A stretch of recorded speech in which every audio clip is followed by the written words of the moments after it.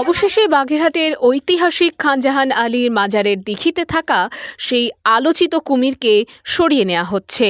জানা গেছে, কুমিরটিকে সুন্দরবনের করমজল বন্যপ্রাণী প্রজনন কেন্দ্রে স্থানান্তরের সিদ্ধান্ত নিয়েছে জেলা প্রশাসন। এক শিশুর মর্মান্তিক মৃত্যুর পর জননিরাপত্তার প্রশ্নে নেওয়া হয়েছে এই গুরুত্বপূর্ণ সিদ্ধান্ত।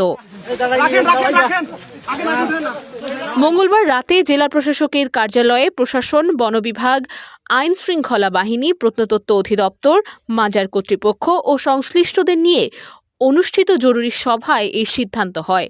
সভায় কুমিরকে ঘিরে বাণিজ্য, তাবিজ বিক্রি এবং বিভিন্ন অনিয়মের বিষয়ও উঠে আসে। সভা শেষে বাগেরহাটের জেলা প্রশাসক গোলাম মোহাম্মদ বাতেন জানান, মাজার এলাকায় আসা দর্শনার্থীদের নিরাপত্তা নিশ্চিত করতে আপাতত দিঘিতে থাকা কুমিরটিকে সুন্দরবনের করমজল বন্যপ্রাণী প্রজনন কেন্দ্রে হস্তান্তরের সিদ্ধান্ত নেওয়া হয়েছে। একই সঙ্গে মাজার এলাকায় পুলিশ ও জেলা প্রশাসনের পক্ষ থেকে নিরাপত্তা ও নজরদারি আরও জোরদার করা হবে।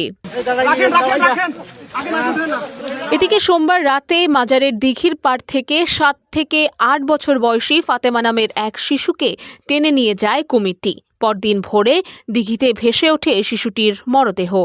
এই ঘটনায় এলাকা জুড়ে নেমে আসে শোকের ছায়া এবং নতুন করে প্রশ্ন ওঠে জনবসতির মধ্যে কুমির রাখার নিরাপত্তা নিয়ে।